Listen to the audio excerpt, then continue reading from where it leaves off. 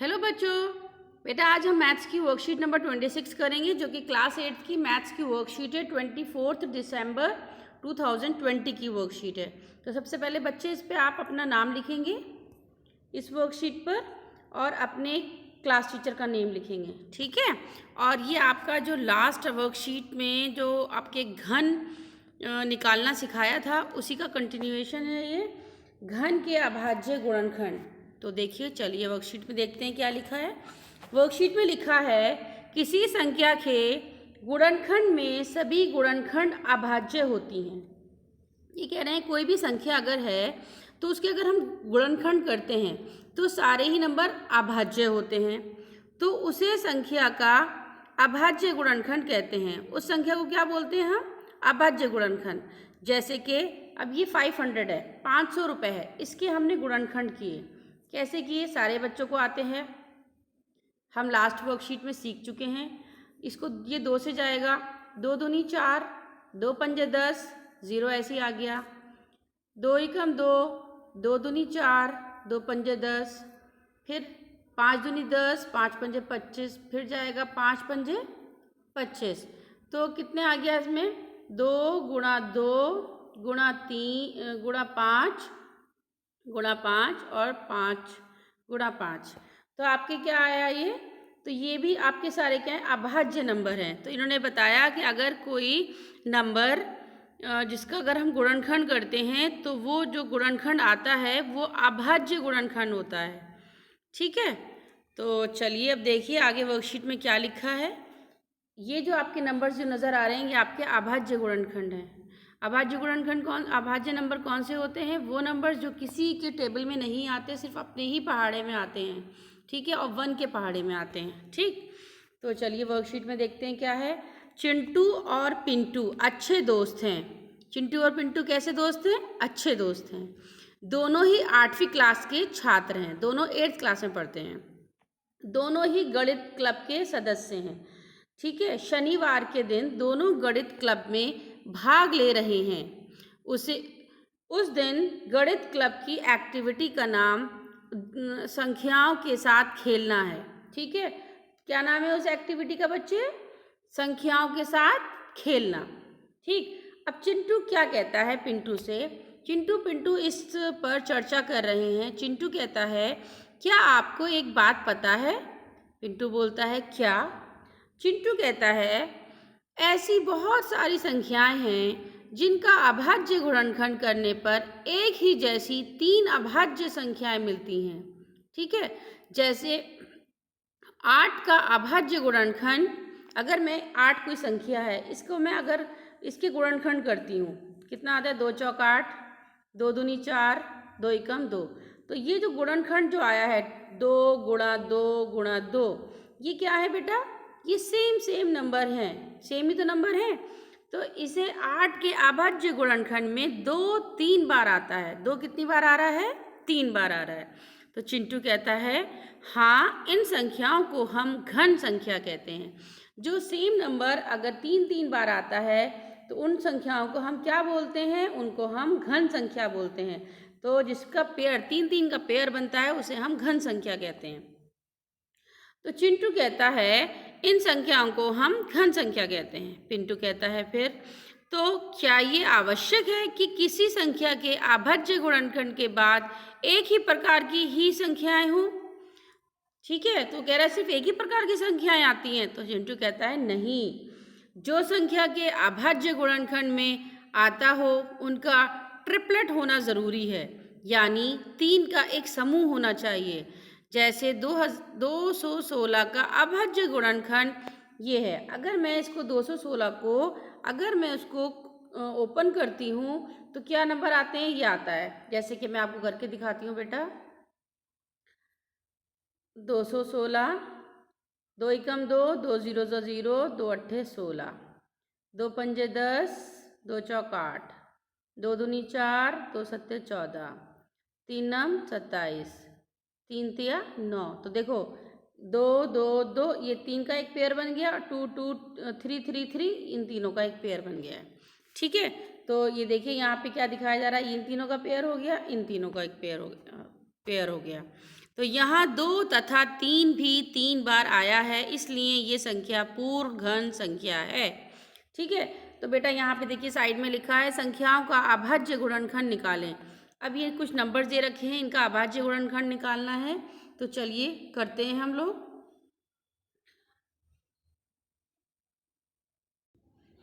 तो बेटा देखिए यहाँ लिखा है 3325, इसके हमें क्या करने हैं, अभाज्य गुणनखंड निकालने हैं। तो देखिए मैं कैसे करती हूँ, 3325, तो यहाँ पे लिखा है 5 छंग 30, फिर 5 छंग 30, 5 पंजे 25, 7 एकम, फिर मैं 5 से करूँगी, 5 एकम 5, 5 तिया 15, 5 तिया 15, फिर इसको 7 से कर लूँगी, 7 एकम 7, 7 नीम 63, और यहाँ आ जाएगा 19 एकम 19। तो इसके अभाज्य गुणनखंड क्या हो गए, 5 गुणा 5 गुणा 7 गुणा 9। ओके बेट, सॉरी 19। तो ये आपको समझ आ गया होगा बेटा फर्स्ट पार्ट इसका। अब सेकंड पार्ट देखिए, सेकंड पार्ट तो बहुत इजी है, आप अपने आप भी कर सकते हो। 3 नम 27, 3 तिया 9 और 3 एकम 3। तो इसके अभाज्य गुणनखंड क्या होगा, 3 गुणा 3 गुणा 3। ओके, चलिए नेक्स्ट क्वेश्चन देखिए 1728। 1728 थोड़ा सा बड़ा है। 2 अट्ठे 16, 2 छिंग 12, 2 चौक 8, 2 दूनी 2 चौक 8, 2 तिया 6, 2 एकम 2 दूनी 4, फिर आ जाएगा 2 दूनी 4, 2 एकम 2, 2 छिंग 12, फिर 2 एकम 2, 2 0 0, 2 अट्ठे 16। मैं आगे कर रही हूँ यहाँ पर 108 यहाँ लिख लेती हूँ दोबारा से। 2 पंजे 10, 2 चौक 8, 2 दूनी 4, 2 सत्ते 14, फिर 3 नम 27, फिर आ जाएगा 3 तिया 9। तो कितना हो गया, 1 2 3, ये एक पेयर बन गया। पेयर नहीं बनाना है हमें सिर्फ अभाज्य गुणनखंड निकालने हैं, और हम इस तरह इसको ओपन करके छोड़ देंगे। ओके, अगला सवाल है 1 0 0 0, 4 बार 0 है, नहीं 3 बार 0 है। ठीक है, तो हम इसको करेंगे 2 पंजे 10 0 0, फिर 2 दूनी 4, 2 पंजे 10 0, 2 एकम 2, 2 दूनी 4, 2 पंजे 10, फिर आ जाएगा 5 दूनी 10, 5 पंजे 25, और फिर यहाँ पे 5 पंजे 25।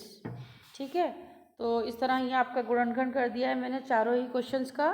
अब अगला सवाल देखिए, एक ऐसी संख्या जिनके सभी अभाज्य गुणनखंड 3 के समूह में उसे घन संख्या या पूर्ण घन संख्या कहते हैं। ठीक है, तो आपको समझ में आ गया होगा। अगर 3 का पेयर मिल जाता है तो हम उस संख्या को कह देते हैं कि ये पूर्ण घन संख्या है। ठीक, अगला सवाल है एक ऐसी संख्या, ये तो बता दिया मैंने आपको। नेक्स्ट क्वेश्चन है, नेक्स्ट पार्ट है, राम के पास जूते का एक बॉक्स है जिनकी विमाएँ 15 सेंटीमीटर, 30 सेंटीमीटर तथा 15 सेंटीमीटर है। वह इस प्रकार के बॉक्सों का उपयोग करके एक घन बनाना चाहता है। घन बनाने के लिए कितने बॉक्स की न्यूनतम संख्या की आवश्यकता होगी? तो कितने बॉक्सेस की आवश्यकता होगी, उसकी विमाएँ कितनी हैं, 15 सेंटीमीटर, 30 सेंटीमीटर, 15 सेंटीमीटर। तो देखो 15 को पहले हम ब्रेक कर देंगे। 15 का पहले हम क्या करेंगे, इसको ब्रेक कर लेते हैं, यानी कि ब्रेक इन द सेंस कि इसकी गुणनखंड कर लेते हैं। 15 के कितना होता है, 15 का 3 पंजे 15, 5 एकम 5। इस तरह 30 का भी कर लेते हैं। तो 30 का हो जाएगा 3 धाई 30, 2 पंजे 10 और 5 एकम 5। और 15 का तो हो गया, 15 का भी सेम ही है। तो कितना हो जाएगा, इसको फिर हमने यहाँ पे लिख लिया है कि जो दूसरा 15 होगा उसका भी तो यही होगा, 3 पंजे 15, 5 एकम 5। तो 3 कितनी बार आ रहा है, 1 2 3। इसको हम ऐसे करके लिखेंगे। कैसे करके लिखेंगे, पहले हम 2 देखते हैं, 2 कितनी बार आ रहा है, 1 बार। और 3 कितनी बार आ रहा है, 3 बार। 5 कितनी बार आ रहा है, 1 2 3, 1 2 3। तो इस तरह का ही नंबर आ रहा है। ठीक है, 1 2 3, 3 बार आ रहा है, 3 भी 3 बार आ रहा है। तो यहाँ देखिए अब क्या चीज़, अब हम देख रहे हैं क्या चीज़ हमारा, इसका 3 का भी पेयर मिल गया, 5 का भी पेयर मिल गया, लेकिन 2 हमारा अकेला रह गया है। इस 2 को पूरा करने के लिए, घन बनाने के लिए मुझे 2 और 2 की ज़रूरत है। इसका मतलब 2 2 मुझे और मिल जाएंगे, तो इसका पेयर मिल जाएगा, ये तीनों हो जाएंगे ना। फिर एक है मेरे पास, 2 और मल्टीप्लाई चाहिए, तो आंसर क्या हो जाएगा इसका? इसका आंसर हो जाएगा कि पूर्ण घन बनाने के लिए 2 गुणा 2 की ज़रूरत होगी। इस प्रकार राम को 2 गुणा 2 इज इक्वल टू 4 बॉक्सों की ज़रूरत होगी। ओके, तो अब नेक्स्ट क्वेश्चन है, निम्न में से कौन सी पूर्ण घन संख्या है? अब हमें ये चेक करके बताना है कौन सी पूर्ण संख्या है, कौन सी नहीं है। तो अब हम ये कैसे चेक करेंगे? पहला सवाल करके दिखाती हूँ मैं आपको। 216, 2 एकम 2, 2 0 0, 2 अट्ठे 16, 2 पंजे 10, 2 चौक 8, 2 दूनी 4, 2 सत्ते 14, 3 नम 27 और 3 तिया 9। तो देखो 1 2 3 ये पेयर मिल गया, ये 2 का भी पेयर मिल गया, ये दोनों ही पेयर मिल गए हैं। इसका मतलब 216 क्या है? एक पूर्ण घन संख्या है। तो इसका आंसर हो जाएगा यस, हाँ, ठीक है। अगला सवाल है कि 4 बार 0 वाला है क्वेश्चन, तो इसको हम करते हैं 1 2 3 4। तो 2 पंजे 10, 0 0 0, 2 दूनी 4, 2 पंजे 10, 0 0, 5 पंजे 25, 0 0, 5 ढाई 50, 0, 2 पंजे 10, 3 बार 0, 2 दूनी 4, 2 पंजे 10, 0 0 लग गया, 5 पंजे 25, 0 0, 5 जी कम 5, डबल 0, और फिर आगे की मैं यहाँ कंटिन्यू कर रही हूँ इसको। तो 5 दूनी 10, 0, 5 चौक 20, और फिर 2 दूनी 4, तो एकम 2। तो अब ये देखिए 2 कितनी बार है, 5 कितनी बार है। तो ये 2 आ रहा है हमारा, 1 2 3 4, 4 बार आ रहा है हमारा 2, ठीक है। यानी कि एक तो पेयर मिल गया, लेकिन हमारा 2 गुणा 2 गुणा 2 गुणा 2 4 बार आ रहा है। और 5 कितनी बार आ रहा है? 1 2 3 4, 4 बार आ रहा है। 1 2 3 4। इसका मतलब यहाँ पर भी आपको पेयर नहीं मिल पा रहे हैं। 3 3 का पेयर बनाना है, एक पेयर मिल गया और एक ये वाला पेयर मिल गया, लेकिन ये वाला 2 अकेला रह गया, ये वाला 2 अकेला रह गया है। तो इसको हम बोलेंगे ये भी पूर्ण घन नहीं है। ओके, नेक्स्ट क्वेश्चन है 7 2 9। 7 2 9 को करके देखते हैं। 7 2 9, 7 2 9 को करने के लिए हम देखते हैं, ये जाएगा आपका 3 से। 3 3 से 9, सॉरी 3 2 से 6, 3 2 से 6, 3 चौक 12, 3 तिया 9, फिर देखो 3 अट्ठे 24, 3 एकम 3, 3 दूनी 6, 3 सत्ते 21, फिर आगे 27 करती हूँ इसी का। 3 एम 27, 3 तिया 9 और 3 एकम 3। तो ये भी 3 का पेयर मिल गया और ये भी 3 का पेयर मिल गया है।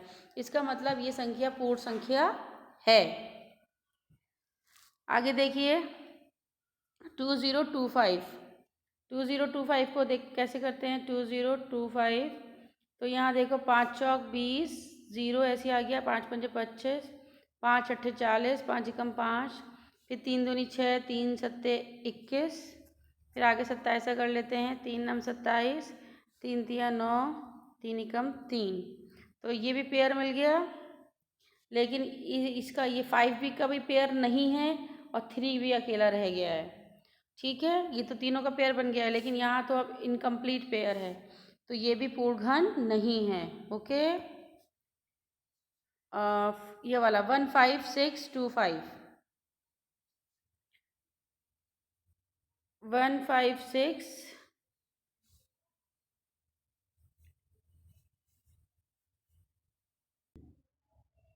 तो बेटा देखिए 1 5 6 2 5 को मैंने ऐसे किया है कि 5 1 ज़ा 5 3 ज़ा 15, 5 1 ज़ा 5, 5 2 ज़ा 10 और 5 5 ज़ा 25, इस तरह 5 अंक 30। ये वाला जो आपका पार्ट है, इसको मैंने इस तरह ओपन कर दिया है, नोट कर लीजिए इसको। ठीक है, अब नेक्स्ट देखते हैं। तो बेटा ये लास्ट क्वेश्चन है, इसमें आपको बताना है कि वह छोटी से छोटी संख्या ज्ञात करें जिससे इन संख्याओं को गुणा करने पर ये पूर्ण घन संख्या बन जाएगी।